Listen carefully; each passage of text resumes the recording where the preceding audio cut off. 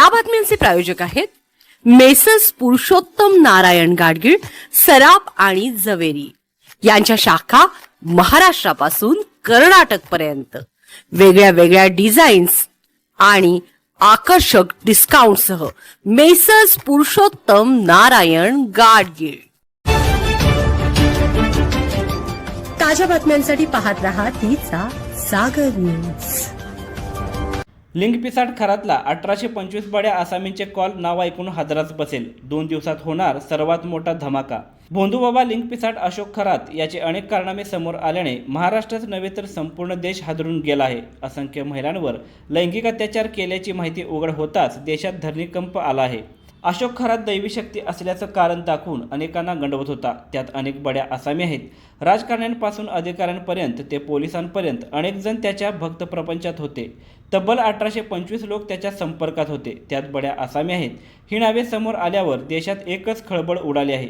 सामाजिक कार्यकर्त्या अंजली दमानिया यांनी तसा दावा केला असून त्या येत्या बुधवारी या सर्वांचा भांडाफोड करणार आहेत।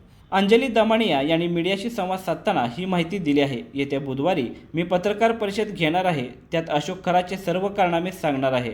आत्ताच्या घटकेला माझ्याकडे जी माहिती आणि एक्सेल शीट आहे त्यात एकूण 1825 नंबर आहेत ज्यांनी अशोक खरातला कॉल केले आणि अशोक खरातने ज्यांना फोन केले अशा लोकांचे हे नंबर आहेत। या सगळ्या नंबर्समध्ये धक्कादायक बाब म्हणजे त्याच्यात IG लेवलचे अधिकारी, PI, सिनियर PI, तहसीलदार, डेप्युटी कलेक्टर आणि इतकंच नाही तर राजकारण्यांचाही समावेश आहे। नावे ऐकून तुम्हाला धक्का बसेल असे राजकारणी त्याच्यात आहेत असा दावा अंजली दमानिया यांनी केला। या व्यक्तीची ख्याती किती मोठी आहे हे खरंच कळत नाही, कारण या ट्रॅफिक हवालदारापासून पोलीस ठाण्यातील असंख्य अधिकारी सामील आहेत। ही संपूर्ण माहिती मी आता पोलीस अधिकाऱ्यांना पाठवली आहे, पण बुधवारी याचा खुलासा मी नक्की करणार आहे असं दमानिया यांनी सांगितलं। पोलिसांकडून आज प्रतिभा चाकणकरांची चौकशी होत आहे, त्यावरही त्यांनी प्रतिक्रिया व्यक्त केली। असंख्य खुलासे होतील आणि स्पेशली आज प्रतिभा चाकणकर या देखील शिर्डी पोलीस स्टेशनला चौकशीला गेले आहेत।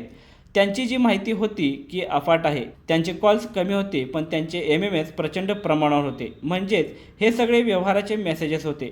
काही महत्त्वाच्या डिटेल्स मी शिर्डी पोलीस स्टेशनला माझ्याकडून पाठवले आहेत असंही त्या म्हणाल्या। ईडीने आज खरातच्या ठिकाणावर छापेमारी केली, त्यावरही त्यांनी भाष्य केले। ईडीची 11 ठिकाणी चौकशी चालू आहे। रोज नवीन खुलासे होत आहेत, हे बघून अतिशय धक्का बसतो असंही त्यांनी सांगितलं।